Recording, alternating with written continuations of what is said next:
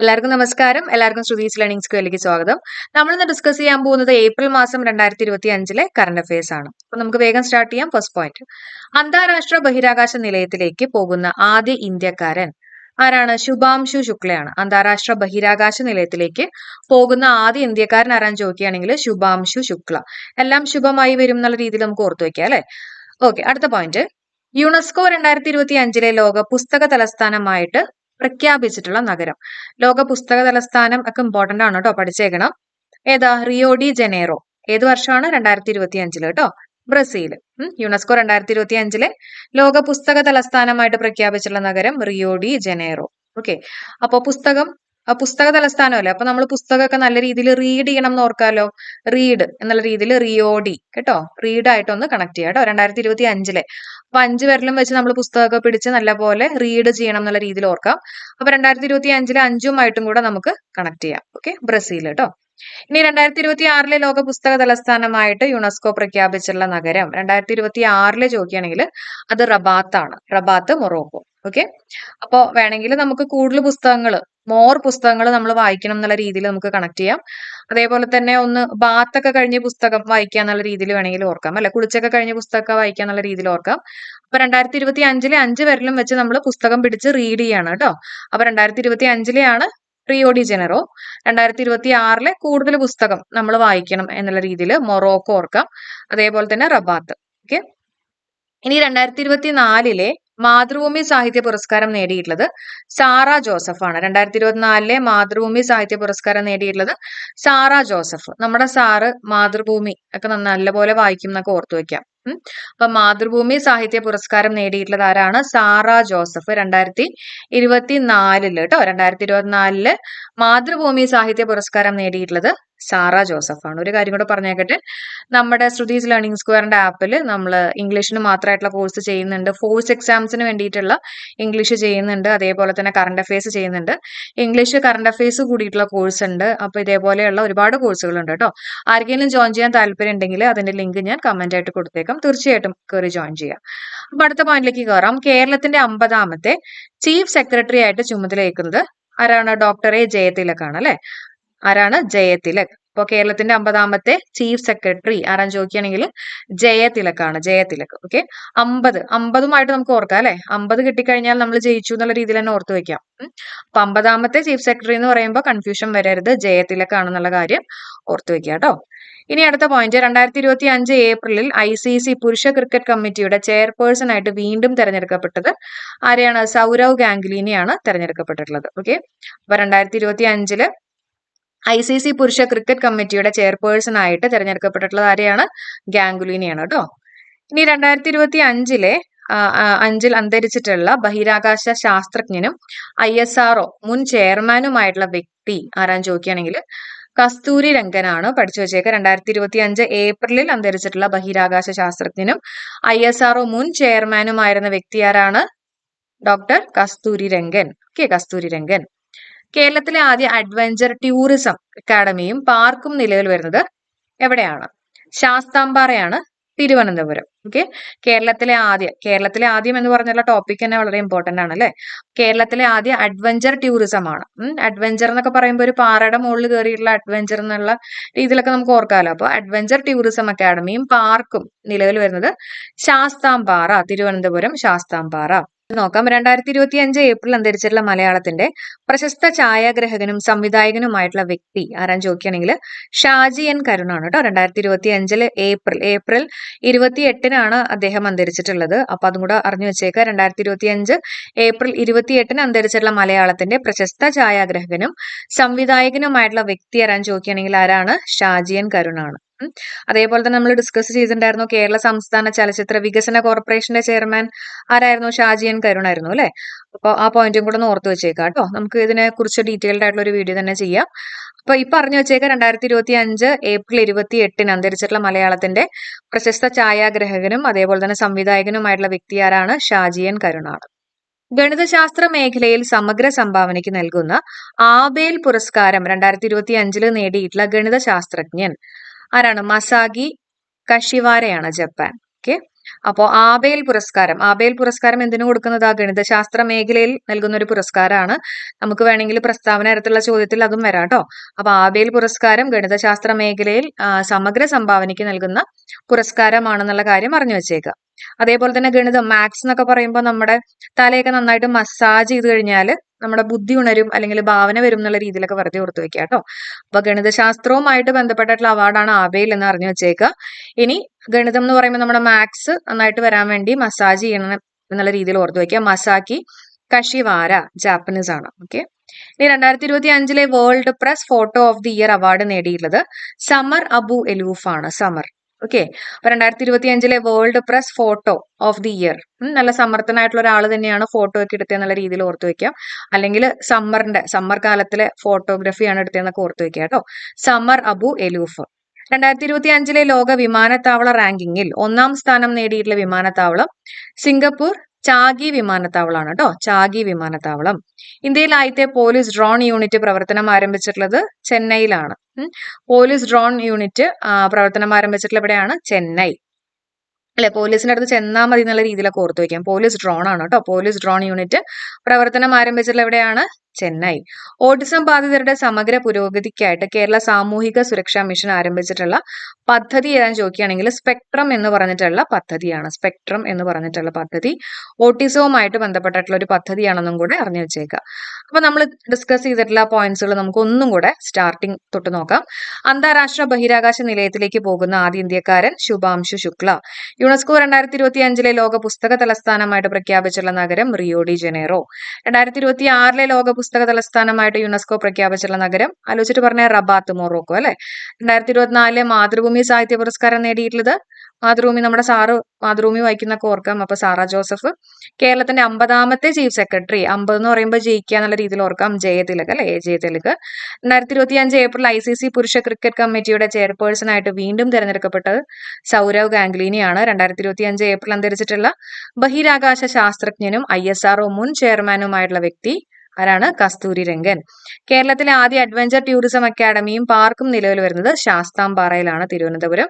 2025 April അന്തരിച്ചിട്ടുള്ള മലയാളത്തിന്റെ പ്രശസ്ത ഛായാഗ്രഹകനും സംവിധായകനുമായിട്ടുള്ള വ്യക്തി ഷാജിയൻ കരുണാണ്.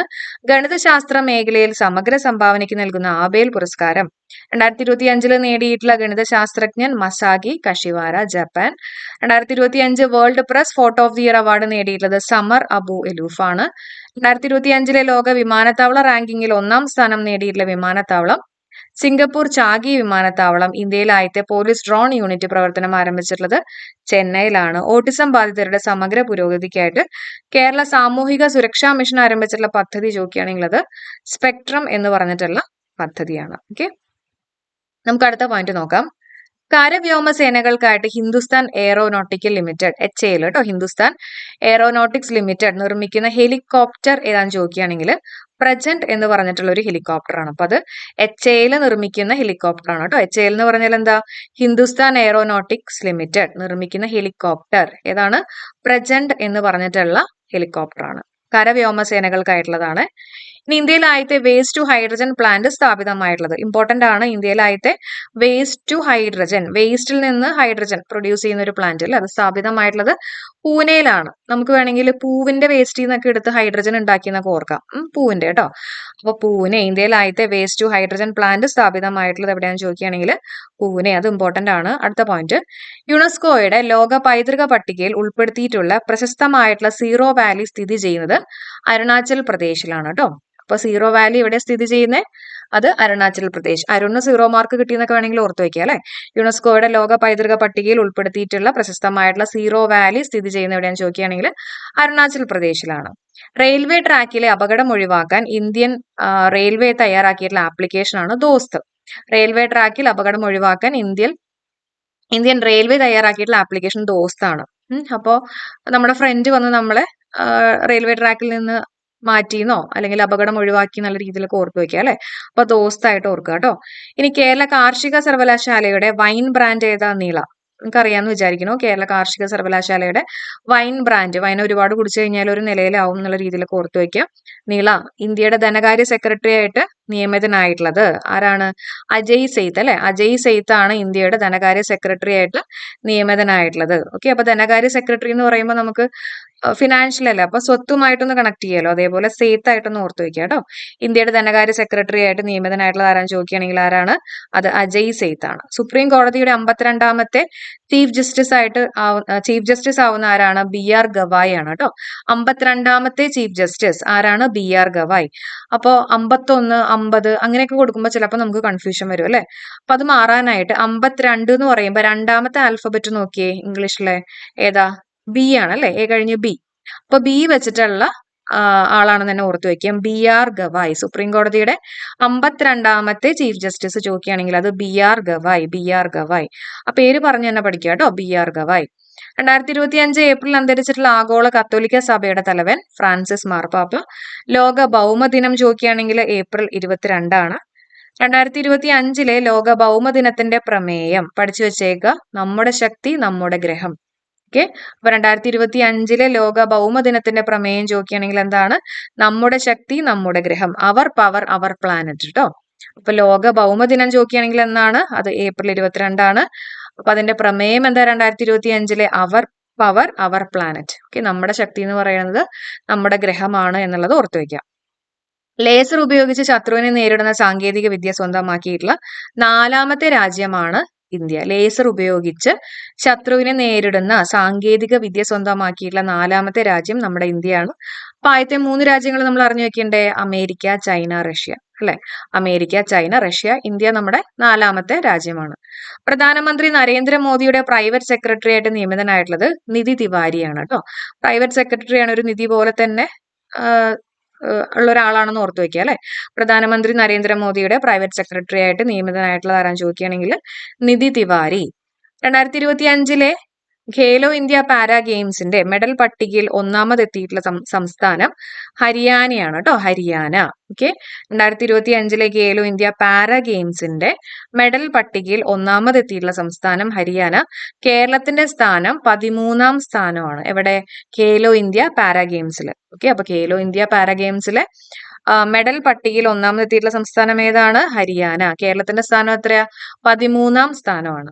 സംസ്ഥാന ഇലക്ഷൻ വകുപ്പിന്റെ ഏകീകൃത ടോൾ ഫ്രീ നമ്പർ 1950 ആണ്. ഇലക്ഷൻ അല്ലെ, ഇലക്ഷൻ വകുപ്പിന്റെ ഏകീകൃത ടോൾ ഫ്രീ നമ്പർ ആണ്. ഇലക്ഷൻ എന്ന് പറയുമ്പോൾ 18 വയസ്സ് ആവുമ്പോൾ നമുക്ക് ഇലക്ട് ചെയ്യാം അല്ലെ. അപ്പൊ 18 കഴിഞ്ഞ അടുത്ത നമ്പർ ഓർത്തു വെക്കാം, 19 കേട്ടോ. 19, 50, 19, 50 പറയുമ്പോൾ ഏതാണ്ട് ഒരേപോലെ തോന്നില്ലേ? 9, 50 എന്നൊക്കെ പറയുമ്പോൾ 19, 50. ഓക്കെ, സംസ്ഥാന ഇലക്ഷൻ വകുപ്പിന്റെ ഏകീകൃത ടോൾ ഫ്രീ നമ്പർ ആണ് 1950 എന്ന് പറയുന്നത്. ഓക്കെ, നമുക്ക് അടുത്ത പോയിന്റ് നോക്കാം. 48ാമത്തെ കേരള ഫിലിം ക്രിട്ടിക്സ് അവാർഡ് 2024 മികച്ച ചിത്രം ഏതാണ്? ഫാത്തിമയാണ് കേട്ടോ. ഫാത്തിമയാണ്, ഫെമിനിസ്റ്റ് ഫാത്തിമയാണ്. 48th കേരള ക്രിട്ടിക്സ് അവാർഡ് 2024 മികച്ച ചിത്രം ചോദിക്കുകയാണെങ്കിൽ ഫാത്തിമയാണ്, ഫെമിനിസ്റ്റ് ഫാത്തിമ. സംവിധാനം ചെയ്തിട്ടുള്ളത് വെച്ചിട്ട് തന്നെ ഫാസിൽ മുഹമ്മദ്. അപ്പൊ ഫാത്തിമ സംവിധാനം ചെയ്തിട്ടുള്ളത് ഫാസിൽ മുഹമ്മദ്. മികച്ച സംവിധാനത്തിനുള്ള പുരസ്കാരം ലഭിച്ചിട്ടുള്ളത് ഇന്ദു ലക്ഷ്മിയാണ്. ചിത്രം അപ്പുറമാണ് കേട്ടോ. അപ്പൊ മികച്ച സംവിധാനത്തിനുള്ള പുരസ്കാരം ലഭിച്ചിട്ടുള്ളത് ആർക്കാണ്? ഇന്ദു ലക്ഷ്മി. ചിത്രം ഏതാണ്? അപ്പുറം എന്ന് പറഞ്ഞിട്ടുള്ള ചിത്രമാണ്. മികച്ച നടൻ ടോവിനോ തോമസ് ആണ്. മികച്ച നടി നസ്രിയ നസീമും അതേപോലെ തന്നെ റീമ കല്ലിങ്കലുമാണ് കേട്ടോ. മികച്ച നടി ആരാണ്?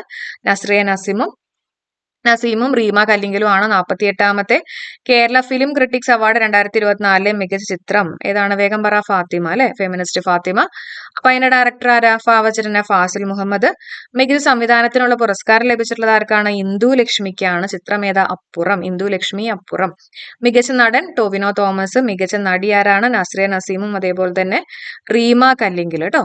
ഇന്ത്യയിൽ ആദ്യമായിട്ട് ക്യാമ്പസുകളിലെ ലഹരി വേട്ടയ്ക്ക് AI സംവിധാനം ഉപയോഗിക്കുന്ന സംസ്ഥാനം നമ്മുടെ കേരളമാണ്. ഇന്ത്യയിൽ ആദ്യമായിട്ട് ക്യാമ്പസുകളിലെ ലഹരി വേട്ടയ്ക്ക് AI സംവിധാനം ഉപയോഗിക്കുന്ന സംസ്ഥാനം ചോദിക്കുകയാണെങ്കിൽ നമ്മുടെ കേരളമാണെന്നുള്ള കാര്യം അറിഞ്ഞു വെച്ചേക്കാം. ഓക്കെ, അതേപോലെ തന്നെ 2025 ഇന്ത്യയിലെ ആദ്യത്തെ ശാസ്ത്രീയ കൽക്കരി ഖനന ബ്ലോക്ക് ഉദ്ഘാടനം ചെയ്തിട്ടുള്ള സംസ്ഥാനം മേഘാലയ. ഓക്കെ, 2025 ഇന്ത്യയിലെ ആദ്യത്തെ ശാസ്ത്രീയ കൽക്കരി ഖനന ബ്ലോക്ക് കേട്ടോ. കൽക്കരി ഖനന ബ്ലോക്ക് ഉദ്ഘാടനം ചെയ്തിട്ടുള്ള സംസ്ഥാനം നമ്മുടെ മേഘാലയയാണ്. ഓക്കെ, മേഘാലയ.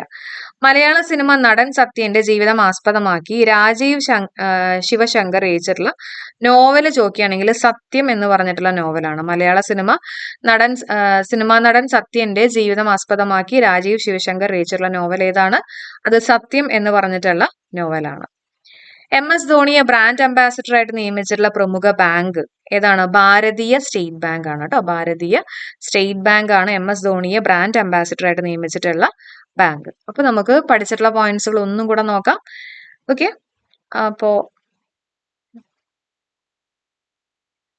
യെസ്, അതിൽ നമ്മൾ ആദ്യം ഡിസ്കസ് ചെയ്തത് യുനെസ്കോയുടെ ലോക പൈതൃക പട്ടികയിൽ ഉൾപ്പെടുത്തിയിട്ടുള്ള പ്രശസ്തമായിട്ടുള്ള സീറോ വാലി സ്ഥിതി ചെയ്യുന്ന അരുണാചൽ പ്രദേശിലാണെന്ന് പറഞ്ഞു. അതേപോലെ തന്നെ ദോസ്ത് എന്ന് പറഞ്ഞിട്ടുള്ള ആപ്ലിക്കേഷൻ എന്തിനു വേണ്ടിയിട്ടുള്ളതായിരുന്നു? റെയിൽവേ ട്രാക്കിലെ അപകടം ഒഴിവാക്കാൻ ഇന്ത്യൻ റെയിൽവേ തയ്യാറാക്കിയിട്ടുള്ള ആപ്ലിക്കേഷൻ ആണ് ദോസ്ത് എന്ന് പറയുന്നത് അല്ലെ. ഇനി കേരള കാർഷിക സർവകലാശാലയുടെ വൈൻ ബ്രാൻഡ് ഏതാണ്? നീള നമ്മൾ പറഞ്ഞു.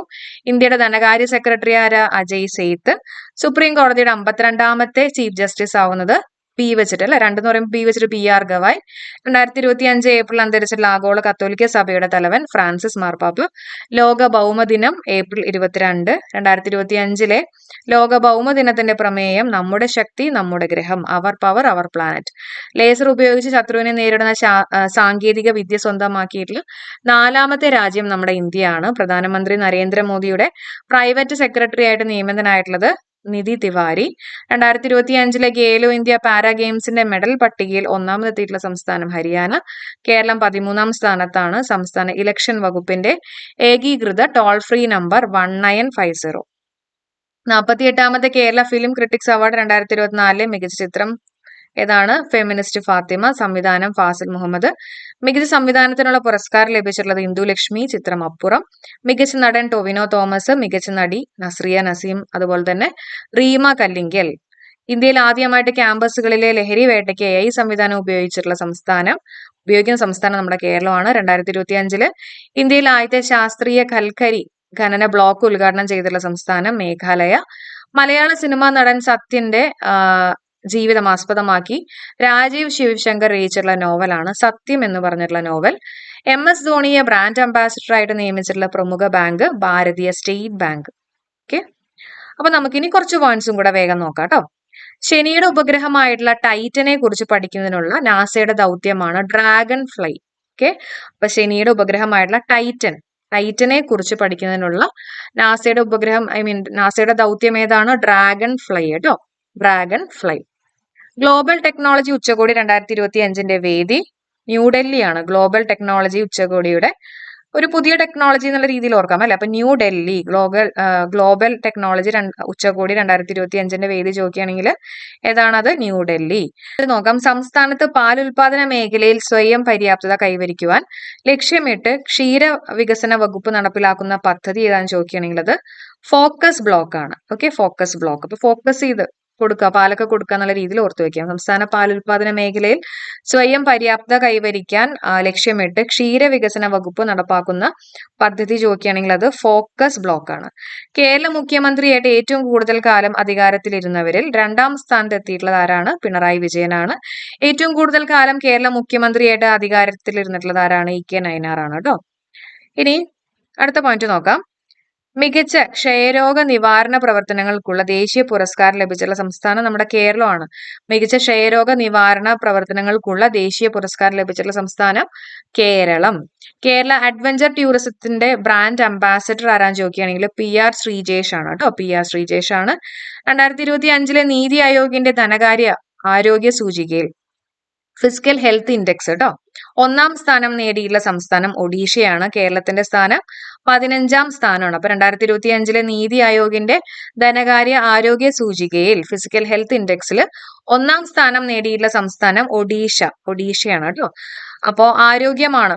ആരോഗ്യം ഒക്കെ ഉണ്ടാവണമെങ്കിൽ നമ്മൾ നന്നായിട്ട് ഓടണം അല്ലെ, ജോഗ് ചെയ്യുക, ഓടുക എന്നൊക്കെ വേണമെങ്കിൽ ഓർത്തു വെക്കാം. അപ്പൊ ആരോഗ്യ സൂചികയിൽ ഫിസിക്കൽ ഹെൽത്ത് ഇൻഡെക്സ് ധനകാര്യ ആരോഗ്യ സൂചികയിൽ 1ാം സ്ഥാനം നേടിയിട്ടുള്ള സംസ്ഥാനം ഒഡീഷയാണ്. കേരളത്തിന്റെ സ്ഥാനം 15ാം സ്ഥാനമാണ് കേട്ടോ. കേരളത്തിന്റെ സ്ഥാനം എത്രയാണ്? 15. കേരളത്തിന്റെ 15. ഓക്കെ, അപ്പൊ ഇത്രയും പോയിന്റ്സ് ആണ് നമുക്ക് ഇന്നത്തെ ഒരു വീഡിയോയിൽ ചർച്ച ചെയ്യാനുള്ളത്. നമ്മുടെ വീഡിയോ ഇഷ്ടപ്പെടുകയാണെങ്കിൽ തീർച്ചയായിട്ടും ലൈക്ക് ചെയ്യാനും അതേപോലെ തന്നെ ചാനൽ സബ്സ്ക്രൈബ് ചെയ്യാനും മറക്കണ്ട. ആപ്പിൽ ജോയിൻ ചെയ്യാൻ താല്പര്യമുള്ള ആൾക്കാർക്ക് നിങ്ങൾക്ക് ആപ്പിൽ ജോയിൻ ചെയ്യാം. ഇംഗ്ലീഷിന് മാത്രമായിട്ടുള്ള കോഴ്സ് ഉണ്ട്, അതുപോലെ തന്നെ കറണ്ട് അഫയേഴ്സിന്റെ കോഴ്സ് അവൈലബിൾ ആണ്. Thank you so much for supporting. Have A nice day. Thank you all.